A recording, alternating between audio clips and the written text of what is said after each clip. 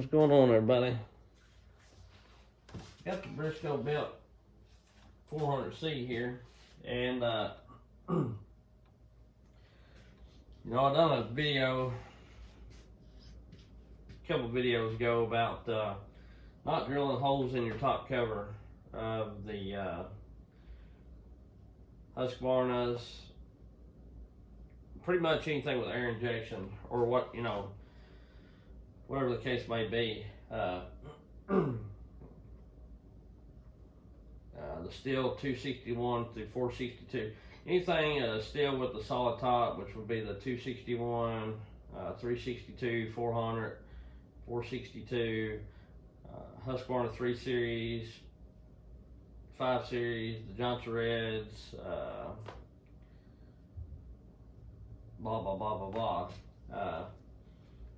Due to the fact that the air injection, or I don't know what Stihl calls it, they've kind of adopted Husqvarna's deal there. Due to the fact that, you know, that helps keep the sawdust out of there, out of your air box, and helps keep things cleaner. And if you drill holes, and I've done it in several of my Stihls, and done it in quite a few of my 5 Series, and the dust that impacts the filter is 2 to 3 times as bad, you know. It just is, because, you know, you're still going to get some fine dust in here or whatever, but when you go to drilling holes, then you get the big chips as well. And cutting hardwoods, contrary to most people's belief that when they see the small chips flying or the dust-like particles, that the changed oil, that's not the case at all. The deal is, it's the fibers and the texture of the wood. One of my last videos, 2-3 videos ago, of me cutting in softwood versus hardwood or whatever, I hold chips up with that softwood, and you know, I've got some chips that's I don't know, inch and a half long or whatever, and it's all nice and pretty chips, and it's good cutting, and that's great for people that cut out west that mostly cut that kind of wood. But you know, a lot of times, more times than not, 99% of the time, I'm cutting hardwoods, whether it be hickory, oak, or whatever. And when it's green or standing or whatever, it's not as bad. You get pretty good chips. But if you're, say I'm going back to, I've carried logs up to my wood yard, and I'm going back to bucket for firewood after it's sat there 6 months, most of the time you get chips that's, it's not a fine powdery dust like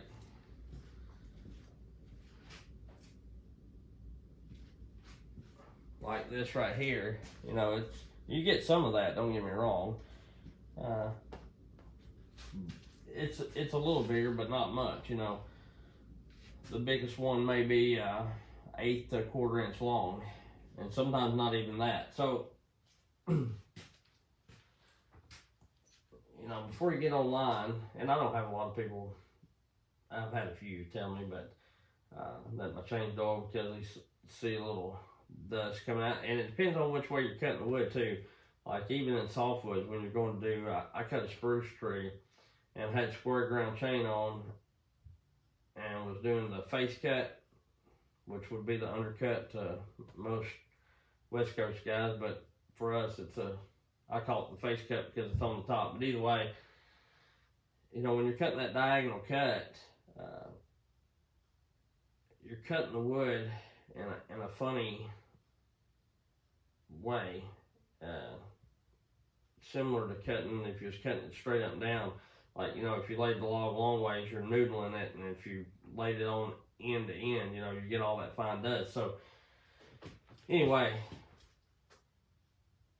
a lot of it's not the chain being sharp or dull. It's just the type of wood you're cutting and the way you're cutting the wood. So anyway, now that that's out of the way, let's check this 400 here of the Briscoe belt. You know, I was going to do that. I done that with the 462 and realized that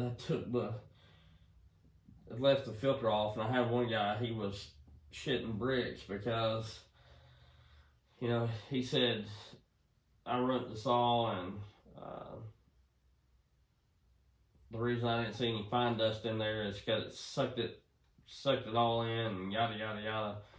And I run ported saws, and like these saws from Charlie Briscoe, they have a little bit of spit back.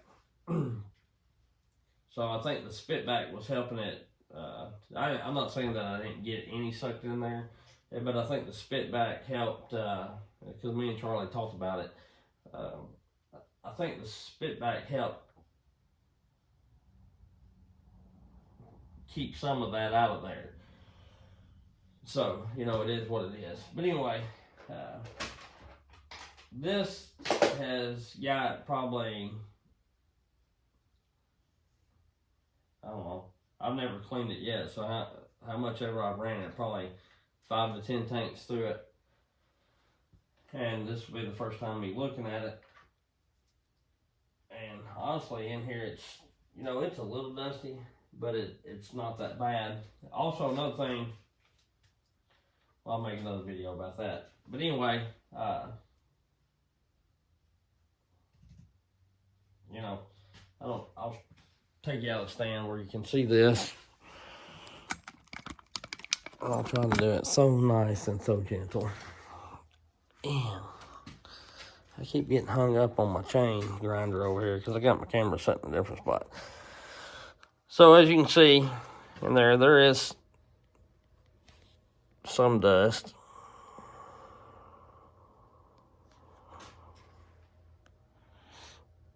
There's not just a ton, but there's a little bit. And the filter don't look terribly bad. But let's wheel this thing off and try not to drop none in there.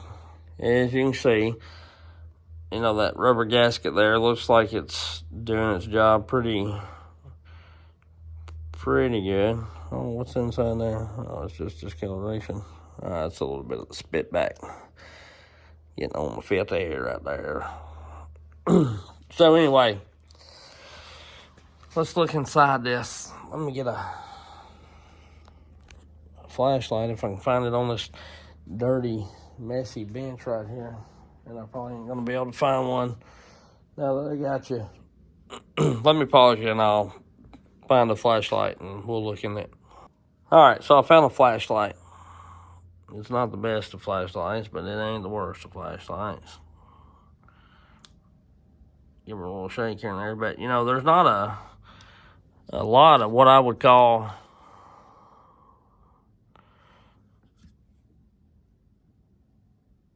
some of that could have dropped in from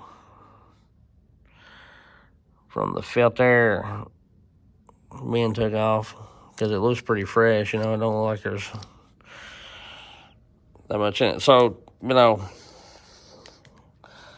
I'm not saying that Stihl has the best filtration, but I'm just saying on these particular models, and we'll look at the 462 as well, and we'll keep an eye on this as we go because I'm kind of intrigued here. Because, you know, for the longest of time, Husky was the go-to for filtration, you know. And that's, you know,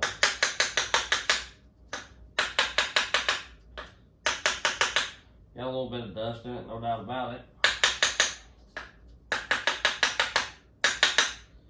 But I feel like if you was to clean these off or clean these out, you know, every few tanks, unlike the old Stihls, or even some of the newer ones, 661, 500i, you would, that's kind of exaggerated, wasn't it? But you would be all right. These would be pretty decent on filtration. And I've had a lot of these saws, but hardly have I left any of them stocked. You know, I run, even on my other 400s and 261s and everything, you hear everybody talk, and I just automatically run an aftermarket filter on it. But, you know, if this is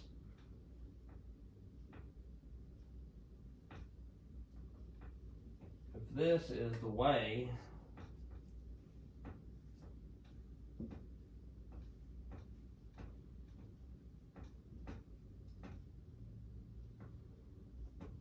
of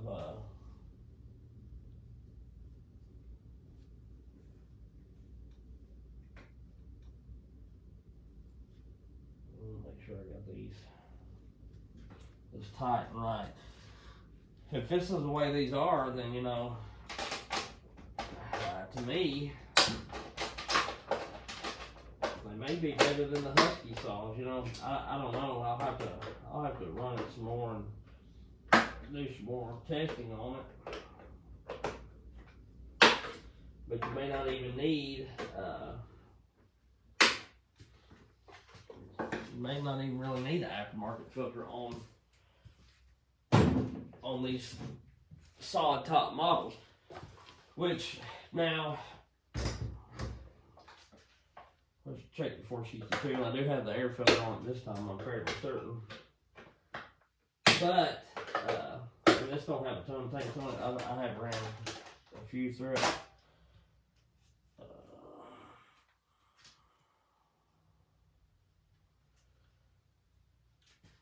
I'm not gonna bring you in for all this.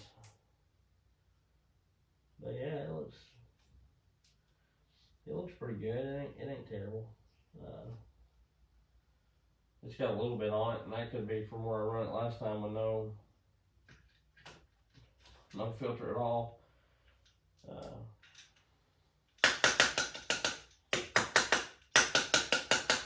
It ain't got a lot in it, so.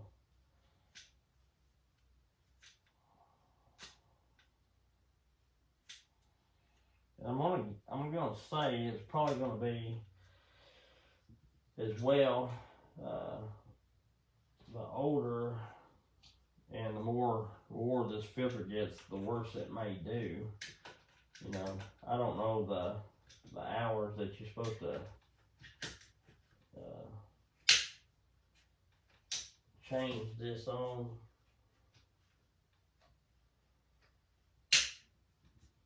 But, you know, it's crazy to me that these look just as good as they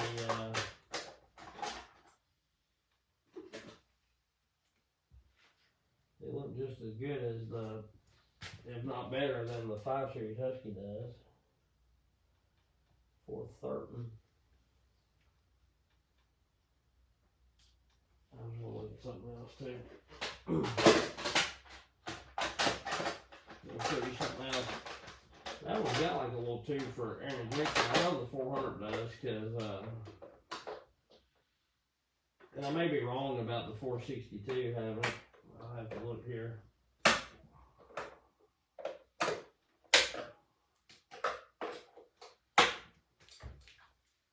But I know the 400 has a tube coming off the flywheel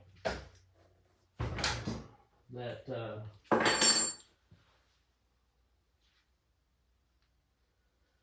I'll take it off. I'm gonna get the 400 back. Back.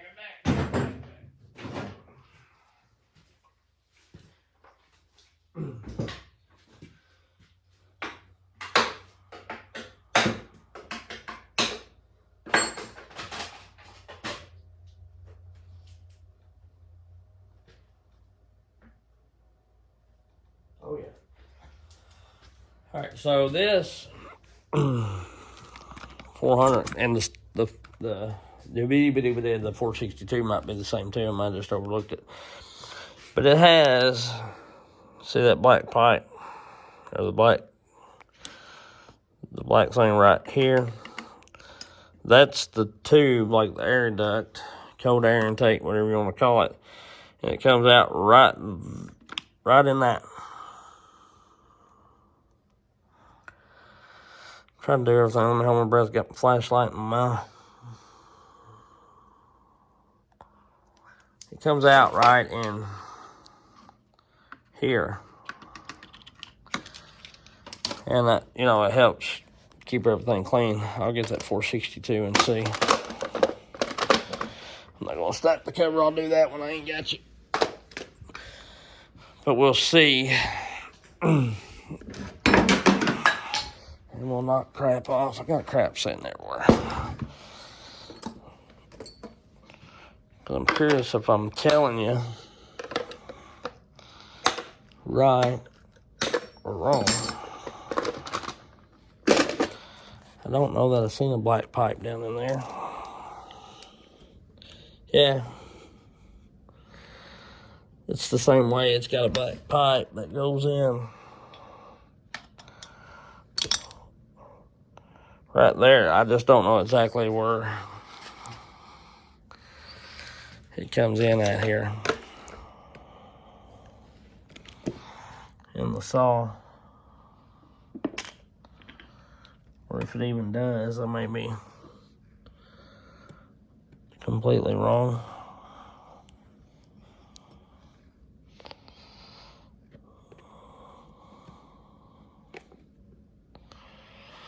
But I'm fairly certain it does come in somewhere. I'm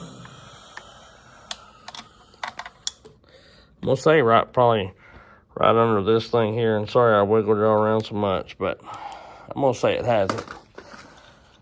I don't know that it's as a direct shot as like what the Huskies do. And let's look at the Husky. I'll pause you until I get it set up. I don't know that Huskies really got a tube like that on this model of saw, honestly. So, anyway, there will be a part 2. We'll catch y'all later. Have a good one. If you haven't done so, like, subscribe, and do all that kind of stuff. Thanks. See ya.